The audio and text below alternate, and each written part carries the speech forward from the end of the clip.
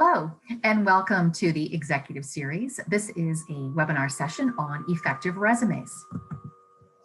Some of the things that we are going to discuss include helping you identify and articulate what your professional profile should look like for the marketplace, helping you showcase what your executive skills and strengths are going to be, having a better understanding of resume presentation and the strategy for today's marketplace, and then finally to develop a resume that really leverages your individual skills, your background, and your expertise. So when we think about resumes, it truly is a marketing document.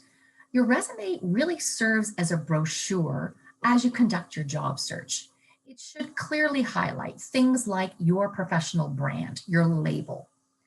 It should give an overview to the type and scope of position that you've previously held, and also help the reader understand how they could use those skills in their current needs at their organization.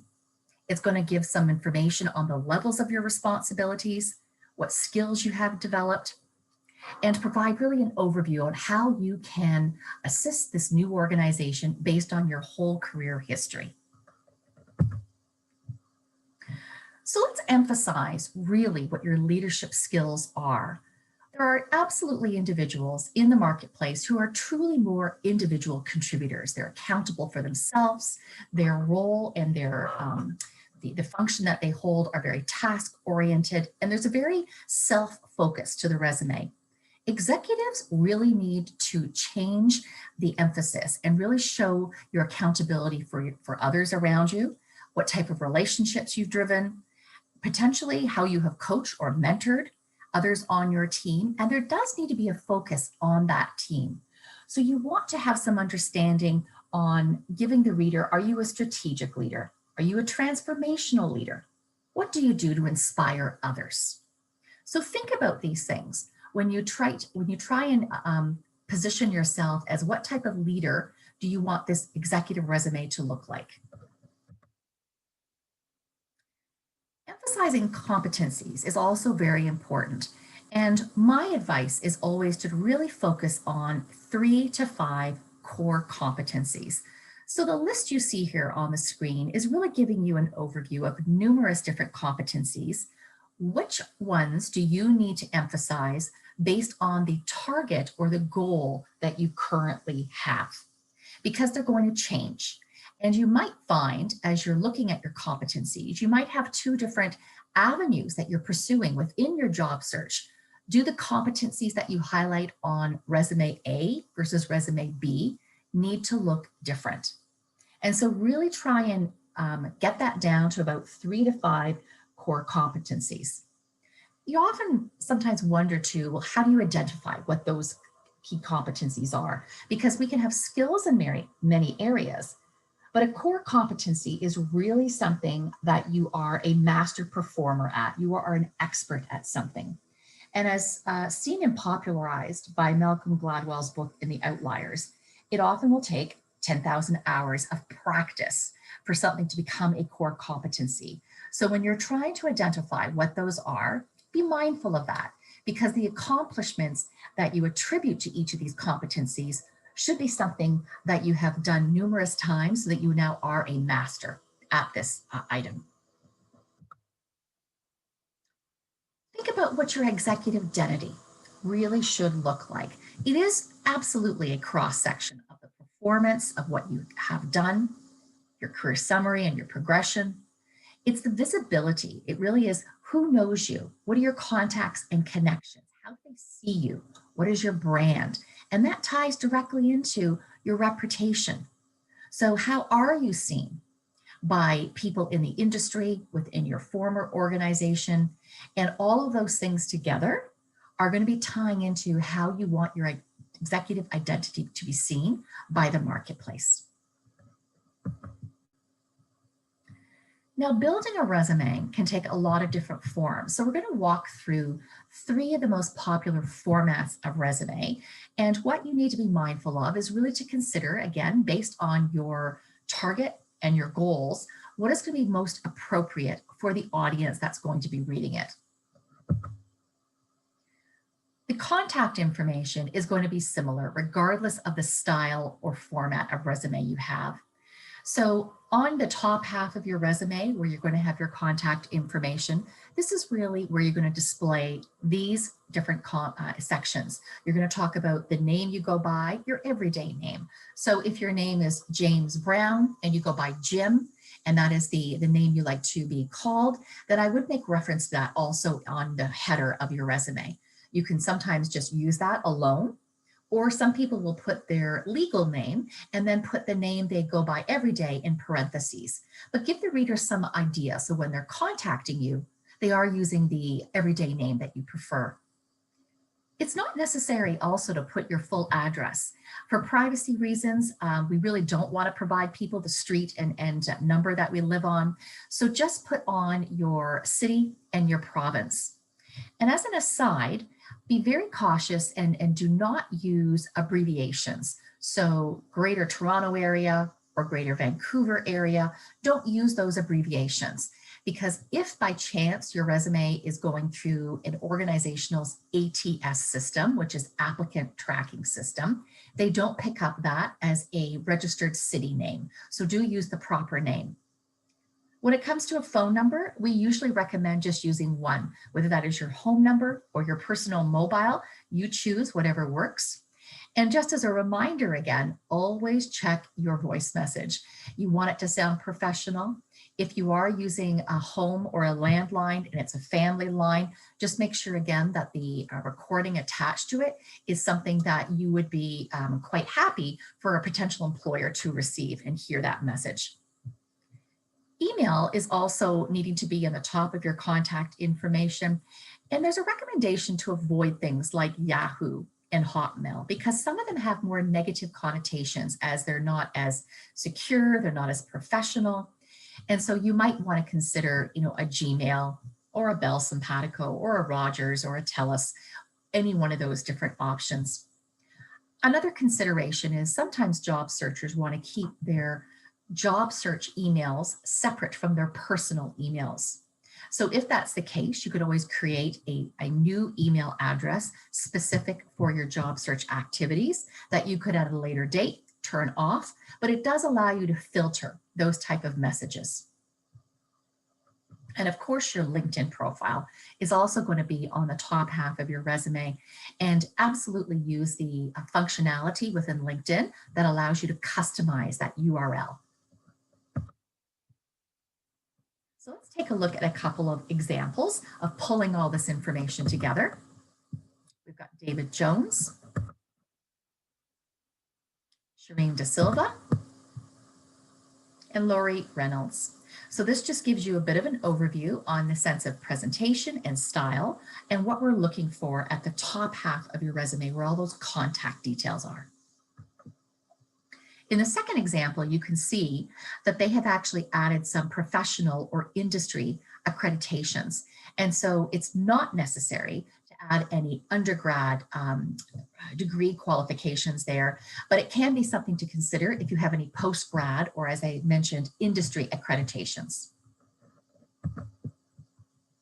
The next most common thing that appears on your resume is usually a profile, a career summary, a headline. There's many different names for this, but what it is really doing is presenting the reader with an overview or executive summary of who you are and what they can expect to see in the body of your resume. So this top section is really setting the reader up.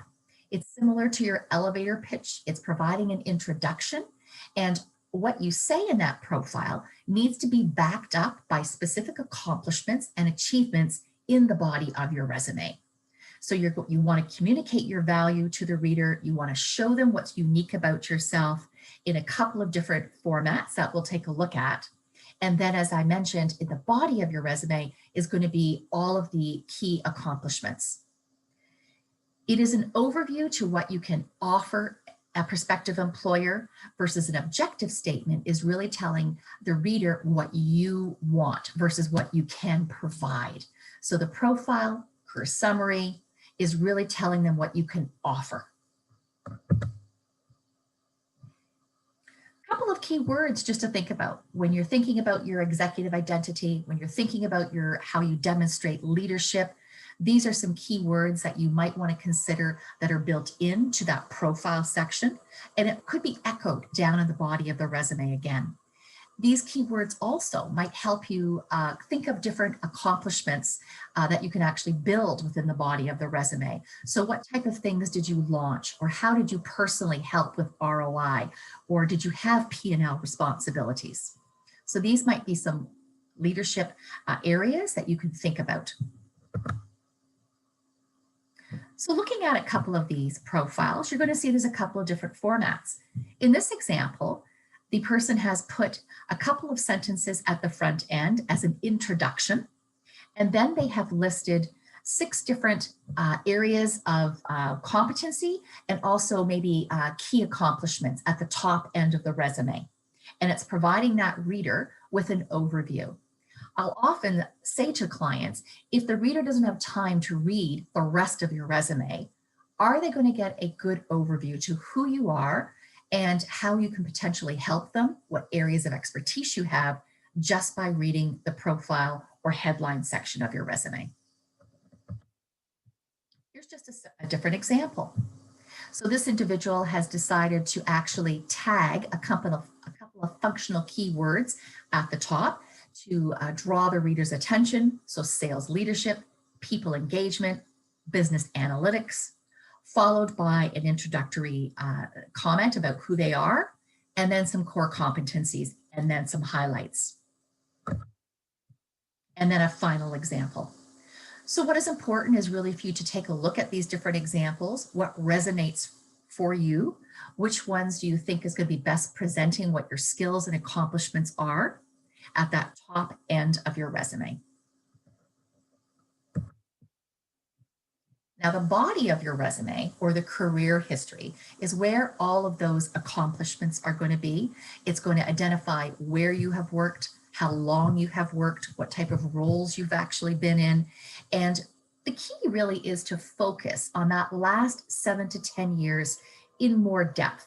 Depending upon what your target is, you might want to list some prior experience past 10 years, but in the number of bullets and the main content, the emphasis is usually on that last 7 to 10 years to show that successful progression. The second half of your resume is often where we'll find things that will be focused on education or industry certifications. So you have to decide again, what is of value to the reader? What is going to help you get into that next segment to be invited to an interview? And are there certain accreditations that you have or educational background that you need to include on your resume that's going to help move you forward?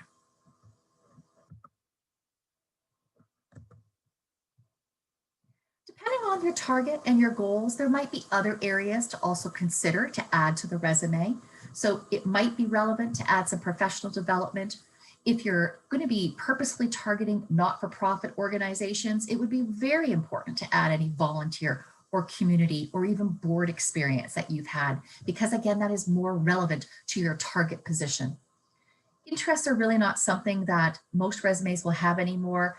Yes, they can be sometimes conversation or icebreakers, but this is just a list of additional things to consider based upon what you feel is going to be of, again, value to the reader. Now, references will become relevant, obviously, once you get down to that final selection area. And so this really just provides an overview of the references in the sense of the format that should be provided to that HR or to the recruiter. 3 to 5. It might not be a bad idea to have 6 or 8 available as part of your master list. And then depending again on the organization and the role that you're targeting, decide what that 3 or 4 is going to look like for this specific position. And provide an overview similar to what we see. The contact name, are they still working? What's their company name? What was your personal relationship? And if there's any specific notes, whether they are in a different time zone or they want you to call on a certain day or at certain hours, this is also very helpful. And what we would also recommend at the top end of your resume is to use the same contact information format that you have chosen for your resume, so that when you look at these two documents side by side, the top half of the resume really is symmetrical, that I can see that the contact sections are the same. Now, building the body of the resume is really the hardest part, because this is where you are going to start pulling out your accomplishment statements. And how do you do that? Well, we recommend you use a bit of a formula or a model called SOAR stories. So you're going to be thinking about all the different activities and stories and projects that you have worked on. And the SOAR is really talking about the situation, the obstacle, the action, and the result. And out of this story, the SOAR story, you are going to build an accomplishment statement. So when you're in an interview and someone asks you a question, your response could be 60 to 120 seconds in length. That's obviously too long to put in one single accomplishment statement on your resume. So you need to condense that and pull it down so you can provide a concise statement on your resume. It's also very common to talk about the scope of either your role or the organization that you've worked with. Sometimes the organization name may not be as well known, so it might be valuable to actually add a scope statement about the organization. But it's very powerful to also add a scope statement about your role, because titles can be misleading. Sometimes they are not an accurate description of what you have done and what your total responsibilities are. So building a scope statement, which might be 1 to 2, 3 sentences in length, using active action verbs, using text that's going to talk about the location or the budgets, showing value, can be also very helpful. And in building those accomplishment statements that we're going to get from the original SOAR stories, this is going to give you a bit of an overview on how we pull that together. So we need you to think about, what did you do? What was the action? And so start with an action verb. I created something, I developed, I integrated. The middle section is talking about really, how did you do that? What skills did you use? What reasoning did you use? And the final part is the result, so that we have a full statement at the end. As an example, I created a new product strategy. How? By accelerating sales and increase customer value in the markets. And the result, it achieved a 55% increase in consumer sales in 5 key markets in Canada and the US. So this provides the reader a really good understanding of the what you did, the how you did, and the results and the value. And so as we look at the other 2 examples here, this should start to paint a picture to show you what you are moving towards as you build out your accomplishment statements from your resumes. It's also quite acceptable to move them around. If you wanted to start with the result and then add the action and the skills, you can absolutely do that also. So in the last example, we could say you secured a long-term supply agreement by integrating the operations of an acquired competitor, which successfully sold site to a CMO organization. So the order isn't as important as ensuring, wherever possible, you have those 3 separate entities. You'll also notice in a couple of examples, there are numbers that are popping out on the screen. And that's a great way to draw the reader's eye in. If there's opportunities for you to qualify or to quantify different accomplishments, you want to do that. If you've worked in a certain role and there's confidential information and you can't share certain numbers, think about ways to reposition that to say exceeded budget by X%. Or is there a way to really highlight what those accomplishments are without saying a specific budget number that you held or how many sales it achieved? So thinking about the accomplishment statements, commonly in executive resumes, we do want to have things, as I mentioned, that talk about the quantity or the quality of things. Very common, we're looking for statements that talk about how you managed or saved or improved on cost or revenue, productivity, or timelines. So this just gives you, again, a few more examples of things that might trigger accomplishments that you've personally done that you can start building into your resume. And again, you can see numbers, percentages are popping out. So if someone had said to me in the very first bullet here, they led the development and acted as an executive champion, and they could say for numerous sites, that doesn't have as much power as saying 11 sites or 5 or 6 sites. And by saying 2 business units, as a reader, I am getting a better understanding of what the scope of the role was. Think about, similar to when we talk about executive identity, what your impact has been as a leader. So what have you done personally to increase sales, revenue, or impact ROI? What have you done to champion changes or strategic realignment? What have you done to develop new leaders? What have you done to impact things at your past organization, either on a national or a global scale?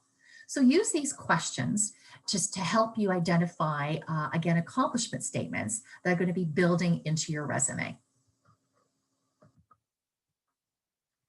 Now, at the executive level, you will not always come across the applicant tracking system or the ATS system. However, it is important to be aware of it. In the occasion that you do apply for something online, or it could be the human resources department tells you this is our process, everybody applies online, and you still have to upload it while you may have had conversations on the sidelines with other individuals. So it's important to realize when you are submitting a resume that you suspect might be going through an ATS system, that you are adding keywords, that you're understanding how format might be impacted. And so you might want to consider putting your resume format in an RTF or rich text format extension versus a Word or a PDF, because the ATS is really ranking and scoring resumes based on the keywords that they have put in, and really how are you matching that. So let's take a look at a couple of different resume styles. There really are 3 different formats of resumes that are most popular in the marketplace. Hands down, the chronological resume is the most popular. The key advantages is that it is looking at your most recent role, going backwards in time, so it's very easy to read. It shows continuation of career growth. It's going to be easily showing where and how long you've worked at different areas, and it is by far the most well-liked version of resume. There are some disadvantages depending upon your goal. It will identify quite glaringly in some instances gaps, or if there has been job hopping. And there's limited opportunity if you are looking at a different type of career to bring that information forward and have it seen sooner on the resume. So an example of a chronological resume, we have the contact information at the top that we've talked about. We have that profile section also near the top. And then in the body of the resume, in the chronological version, we are going to identify where I've worked. And in this example, there's a scope statement talking about the company. On the far right margin is the total years of service. And then if I have held multiple positions within the same organization, I will list my most current role and then the years attached to that role.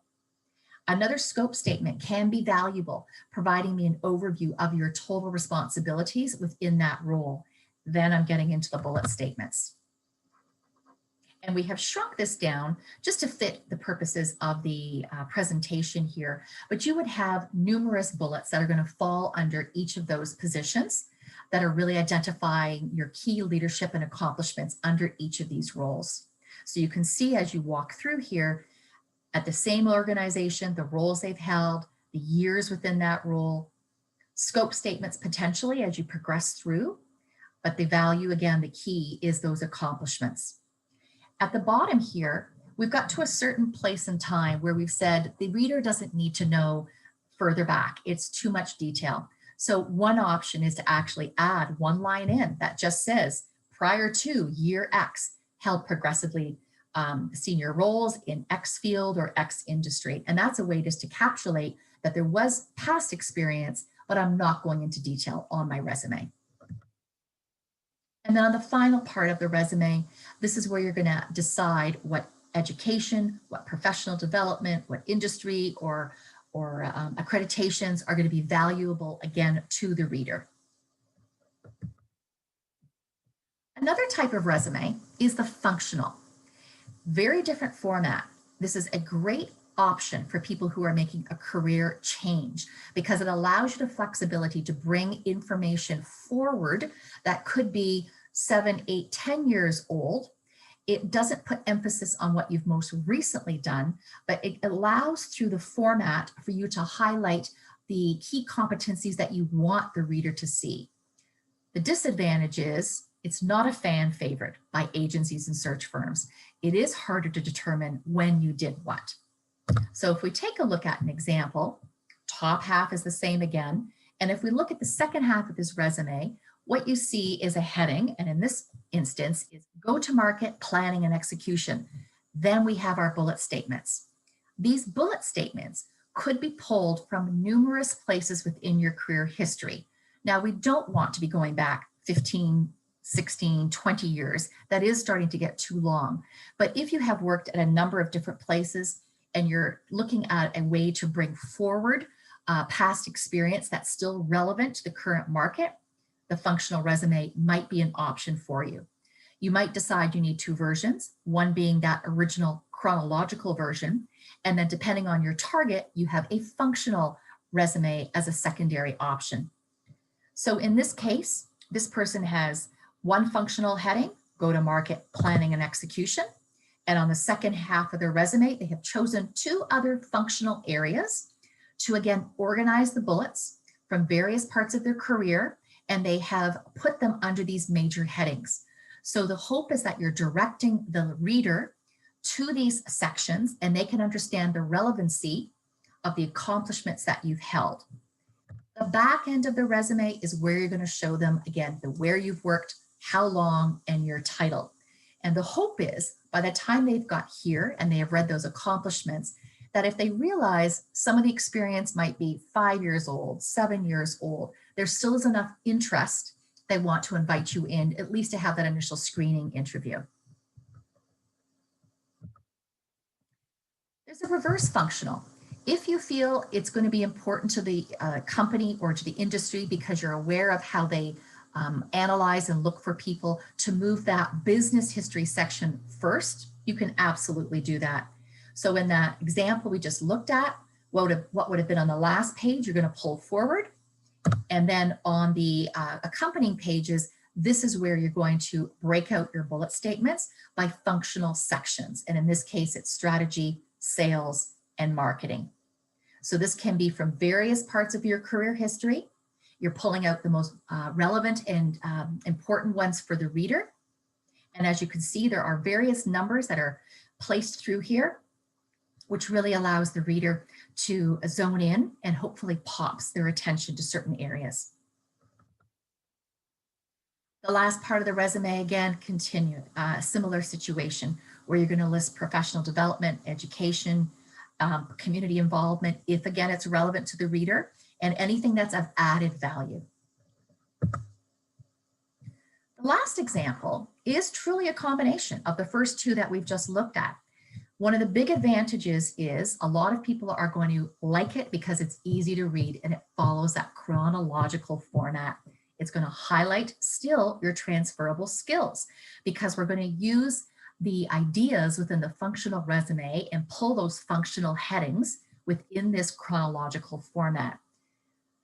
The disadvantage can be sometimes it does get a bit lengthy. So you do need to be very cognizant of how far back in time you are going. Do you need to shorten things up? So let's take a look at an example. Top half of the resume, very similar to what we've been looking at. And what you can see, instead of just jumping immediately into the bullets, this individual has actually, again, organized their accomplishments within this one employer under different headings. So they have pulled all together the bullets that are relevant to finance and administration and then listed the content. And then similarly for strategic initiatives, leadership and relationship development, they have again organized their accomplishments under these headings. So it satisfies people who like that chronological format, but again, it directs the reader to know you have identified these as your 3 executive core competencies and all the relevant accomplishments and achievements. As we go backwards in time, you can again use one or more of the same functional headings. And this example is just showing you at their previous employer, we've pulled the finance and administration, and again, the accomplishments within that past role. And the last part of the resume, again, is going to be identical to the other formats, deciding what value-added content is going to be important to that reader or to that recruiter. So some final facts that really talk about success. The reality is that 98% of those who receive resumes scan them very quickly and under 20 seconds. So you have to have impact. This is why the profile or that summary or heading at the top is going to be so important, and that your bullet statements are concise, why numbers and percentages can add so much value because they're going to pop and draw the reader's eye. Take your time. You know, if your resume is prepared too quickly, there can be some very obvious signs of lack of focus. You're not clearly articulating what you've accomplished.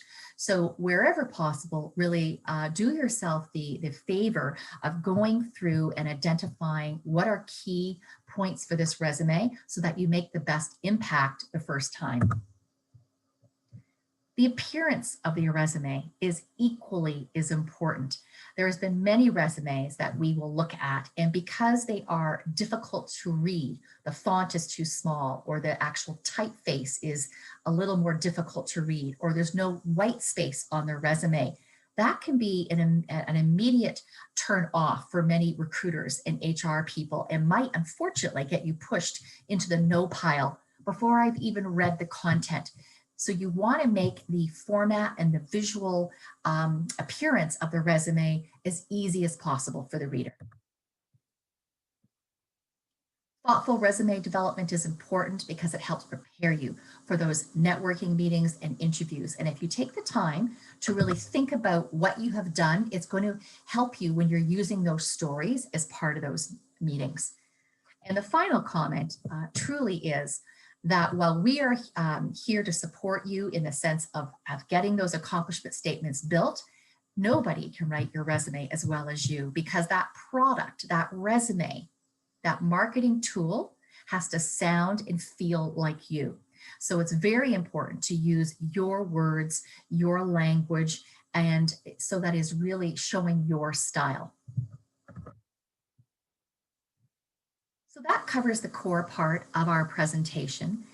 There is an addendum here which provides a little more information that you could read at your leisure. If anyone is interested in knowing a little bit more about applicant tracking systems, some things that they should be ensuring that they do avoid, and some comments on what you should be thinking about when uploading your resume to an organization you think might be using this. This is something you can always read on your own. I hope you've enjoyed the presentation executive series on effective resumes.